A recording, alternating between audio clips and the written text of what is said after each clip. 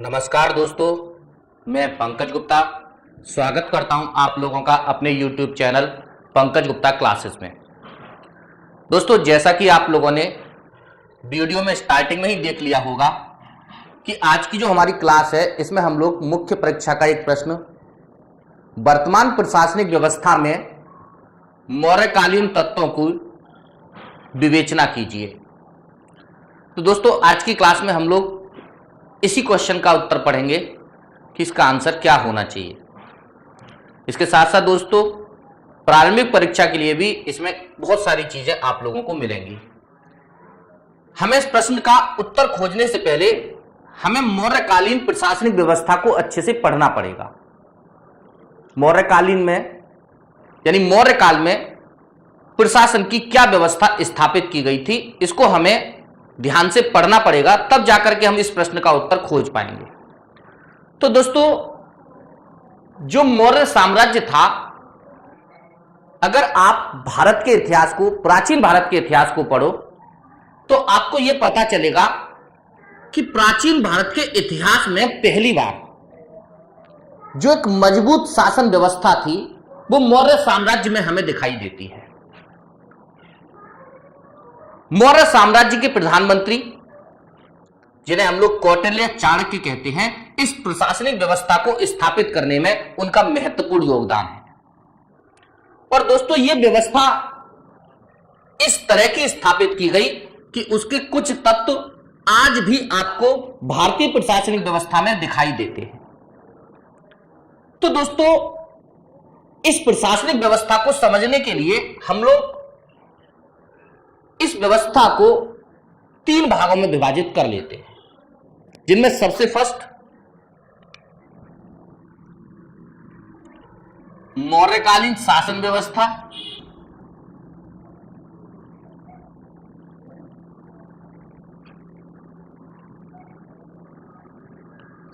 दूसरा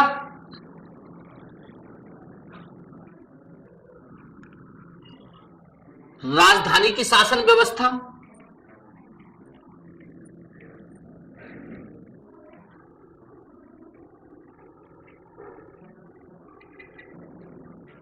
और तीसरा मौर्य सेना की शासन व्यवस्था।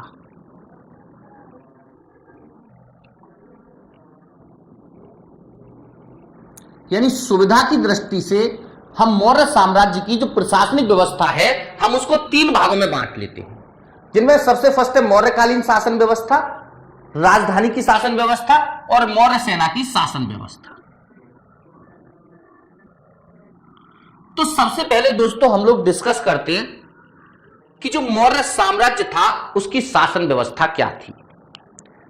तो दोस्तों, पिछली क्लास में हम लोगों ने पढ़ा था कि जो मौर्य साम्राज्य था, जिसे हमने अशोक के अभिलेखों के आधार पर चिन्हित किया था, वो साम्राज्य अफगानिस्तान से लेकर दक्षिण भारत में तमिलनाडु के क्षेत्र को छोड़ दिया जाए तो लगभग संपूर्ण भारत में स्थापित था। दोस्तों, सुविधा की दृष्टि से, प्रशासनिक दृष्टि से इस मौर्य साम्राज्य को 5 भागों में विभाजित किया गया था, या मैं ये कह सकता हूं कि 5 प्रांतों में विभाजित किया गया था, जिनमें ये प्रांत थे सबसे फर्स्ट पश्चिमोत्तर भारत,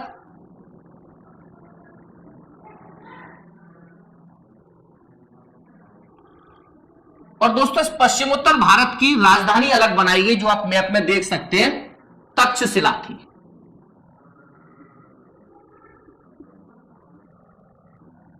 दूसरा अवंती, और इसकी राजधानी बनाई गई उज्जैन। तीसरा जो प्रांत बनाया गया वो था दक्षिणापथ,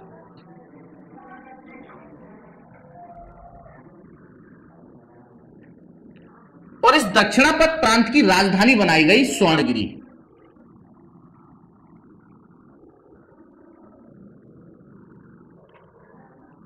चौथा प्रांत था कलिंग, और इसकी राजधानी थी तोसली। और पांचवा प्रांत बनाया गया प्राच्य।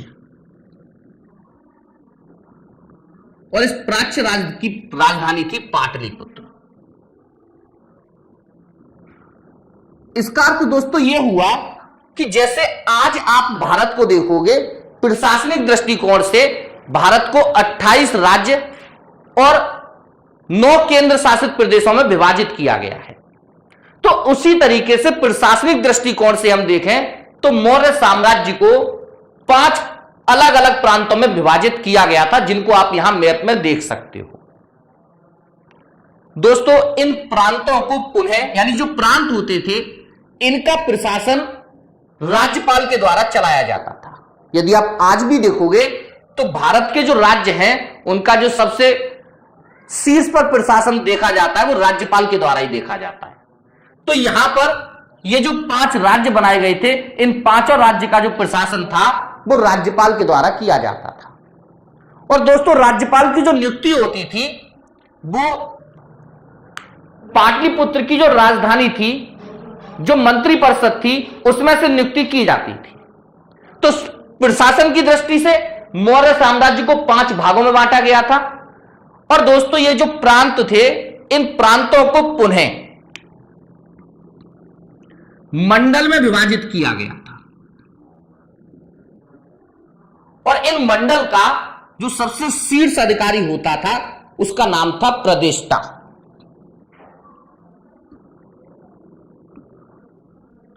प्रदेष्टा नामक अधिकारी की सहायता से मंडल का प्रशासन चलाया जाता था। तो दोस्तों आप आज भी देखोगे तो भारत में जो प्रांत हैं उन प्रांत को पुनः मंडल में विभाजित किया गया है। और मंडल में कमिश्नर होता है और कमिश्नर उस मंडल के प्रशासन को देखता है। तो यहां पर जो प्रांत थे उन प्रांत को पुनः मंडल में विभाजित किया गया था और इसको प्रदेष्टा नामक अधिकारी की सहायता से इसका प्रशासन चलाया जाता था। दोस्तों एक चीज और है, ये जो प्रदेष्टा नामक अधिकारी था वो समाहर्ता नामक जो केंद्रीय अधिकारी होता था, राजस्व अधिकारी होता था, उस अधिकारी के अधीन आता था। इन मंडल को पुनः विषय में विभाजित किया गया था और विषय का शासन विषयपति की सहायता से चलाया जाता था। तो आप यहां पर देखोगे हमारे वर्तमान में प्रशासनिक व्यवस्था के अंदर भी जो मंडल हैं उन मंडल को पुनः जिलों में विभाजित किया गया है और जिले को जिलाधिकारी नामक अधिकारी की सहायता से प्रशासन को संभाला जाता है। तो यहां पर ये जो विषय थे, इन विषयों को विषयपति नामक एक अधिकारी होता था, वो अधिकारी इस विषय का प्रशासन देखता था। दोस्तों विषय पुनः द्रोणमुख में विभाजित थे।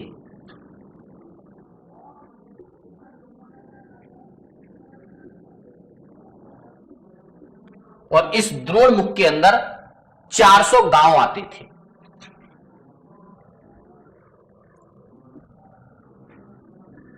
और ये द्रोणमुख 2 खारवटिक को मिलाकर के बनाया जाता था। यानी मैं ये कह सकता हूं कि जो द्रोणमुख था वो पुनः खारवटिक में विभाजित था और इस खारवटिक में लगभग 200 गांव आते थे। और दोस्तों जो प्रशासन की सबसे छोटी इकाई थी वो ग्राम थी, जिसको ग्राम श्रेष्ठ की सहायता से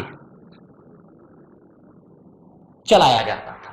तो आज भी आप देखोगे भारत में जो विभाजन किया गया है प्रशासनिक दृष्टिकोण से वो बिल्कुल इसी तरीके से विभाजित किया गया है। आप देखोगे भारत को 29 राज्यों में बांटा गया है, 28 राज्यों में। राज्यों को पुनः मंडल में, मंडल पुनः जिले में, जिले ब्लॉक में और ब्लॉक गांव में विभाजित है। तो यही व्यवस्था मौर्य समाज में भी हमें दिखाई देती है। तो दोस्तों पहला तत्व तो आपको यही समझ में आएगा कि जो वर्तमान में प्रशासनिक व्यवस्था है वो बहुत कई हद तक उसका मिलता जुलता रूप मौर्यकालीन समाज से लिया गया है। दोस्तों ये तो था प्रशासन की बात। अब हम लोग राजधानी के प्रशासन की बात कर लेते हैं कि राजधानी का प्रशासन कैसे चलाया जाता था। दोस्तों ये जो राजधानी थी पाटलिपुत्र, इस पाटलिपुत्र का प्रशासन देखने के लिए 6 समितियां बनाई गई थी और प्रत्येक समिति में 5 सदस्य होता था। इनमें समितियां थी सफाई समिति,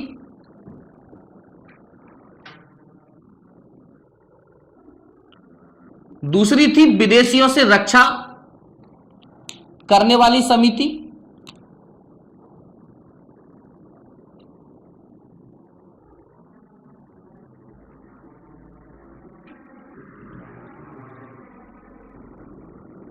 तीसरी समिति थी जन्म एवं मृत्यु का लेखा जोखा रखने वाली समिति, चौथी समिति थी मापतोल समिति जो मापतोल का काम देखती थी।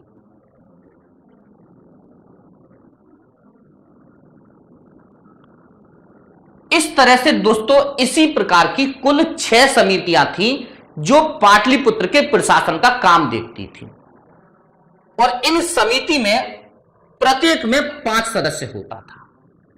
दोस्तों इन समितियों की जो जानकारी है हमें वो कौटिल्य के अर्थशास्त्र से होती है। इन सब के बारे में अर्थशास्त्र में दिया गया है।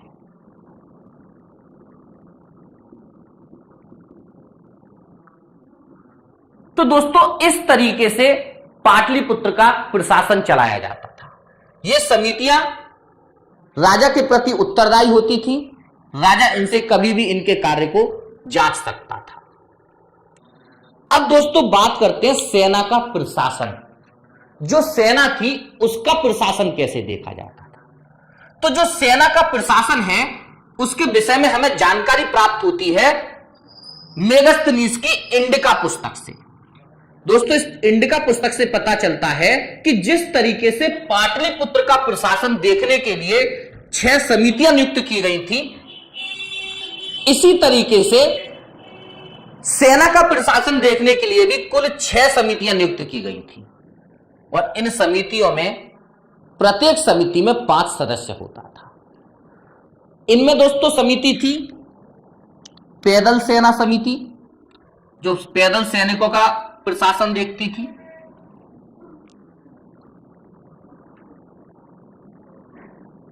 रथ समिति,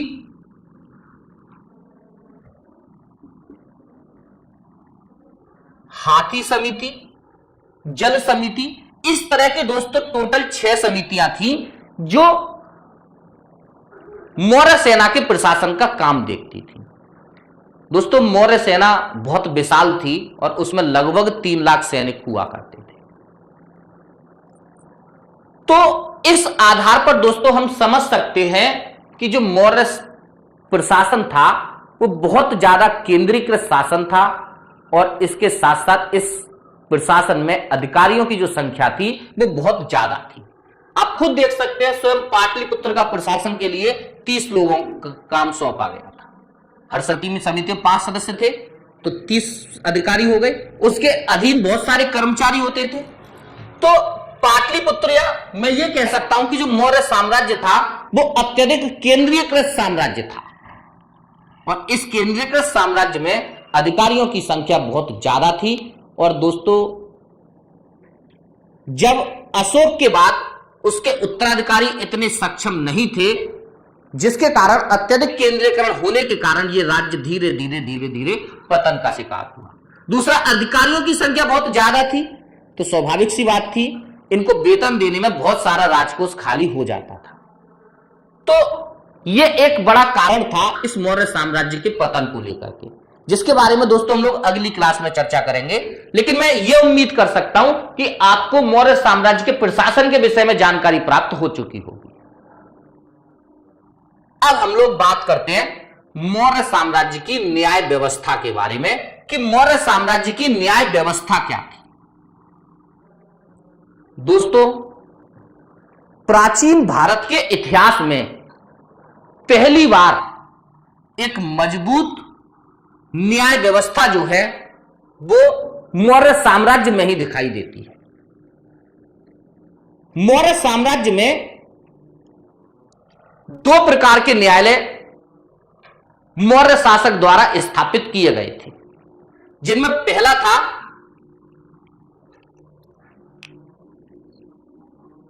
धर्मस्थलीय न्यायालय,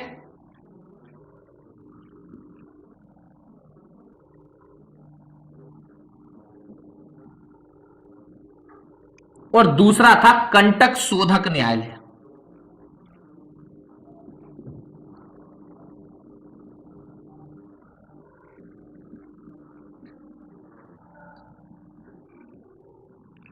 दोस्तों इन न्यायालय में न्यायालय का काम देखने के लिए रज्जुक नामक न्याय अधिकारी भी नियुक्त किए गए थे। यह क्वेश्चन कई बार पूछा गया है कि रज्जुक कौन थे। तो दोस्तों मौर्य साम्राज्य में जो न्याय व्यवस्था का काम देखते थे उन अधिकारियों को रज्जुक कहा जाता था। लेकिन दोस्तों इन अधिकारियों द्वारा दिए गए निर्णय को जो मौर्य सम्राट होता था वो पलट सकता था। यानी इन ये जो अधिकारी थे ये मौर्य सम्राट के अधीन आते थे।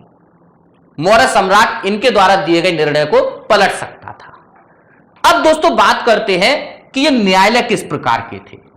मैंने आपको यह बताया कि भारत के इतिहास में पहली बार, ध्यान रखना दोस्तों, पहली बार जो मजबूत कानून व्यवस्था न्याय व्यवस्था में दिखाई देती है वो मौर्य साम्राज्य में ही दिखाई देती है, और इसका भी श्रेय कौटिल्य यानी चाणक्य को जाता है।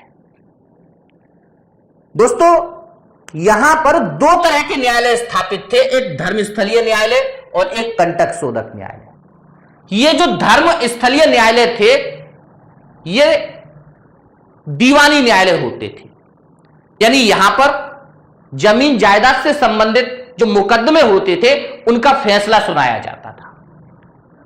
जबकि ये जो कंटक शोधक न्यायालय थे ये एक प्रकार के फौजदारी मुकदमे थे। मारपीट, चोरी, हत्या जैसे जो मुकदमे थे उनको इस कंटक शोधक न्यायालय में सुना जाता था, और इन न्यायालय के जो निर्णय होते थे उस निर्णय को मौर्य सम्राट बदल सकता था। तो दोस्तों आप आज भी देखोगे भारत में दो ही प्रकार के न्यायालय होते हैं, एक दीवानी न्यायालय और एक फौजदारी न्यायालय। तो जो आज की न्याय व्यवस्था है यह बहुत कहीं हद तक मौर्य समाज से मिलती है। इसके साथ साथ आप देखोगे भारत का राष्ट्रपति उच्चतम न्यायालय द्वारा दिए गए निर्णय को पलटने की शक्ति रखता है। कहीं कहीं उसको इतनी शक्ति दी गई है कि वो उनको पलट सकता है। तो ये जो तत्व है ये भी मौर्य साम्राज्य के ही भारत की प्रशासनिक व्यवस्था में आए हैं। तो दोस्तों मैं अब उम्मीद कर सकता हूं कि अगर आपसे क्वेश्चन पूछा जाता है कि वर्तमान की भारतीय प्रशासनिक व्यवस्था में मौर्यकालीन तत्वों की विवेचना कीजिए, तो आप आसानी से बता सकते हैं कि प्रशासन में कौन कौन से तत्व मौर्य समाज से भारत की प्रशासनिक व्यवस्था में आए हैं। तो दोस्तों यह था मौर्य समाज की प्रशासनिक व्यवस्था और उनकी न्यायपालिका। दोस्तों अगली क्लास में हम लोग मौर्य साम्राज्य की आर्थिक स्थिति और मौर्य साम्राज्य के पतन के कारणों को खोजेंगे कि मौर्य साम्राज्य का पतन कैसे हो गया। तो दोस्तों मैं उम्मीद करता हूं कि आपको क्लास अच्छी लगी होगी, और दोस्तों क्लास अच्छी लगी हो तो लाइक करें, और अगर आपने अभी तक चैनल सब्सक्राइब नहीं किया है तो चैनल को सब्सक्राइब कर लें और बेल आइकन दबा दें ताकि मेरी क्लास का नोटिफिकेशन आपके पास सबसे पहले पहुंचता रहे। थैंक यू दोस्तों, धन्यवाद।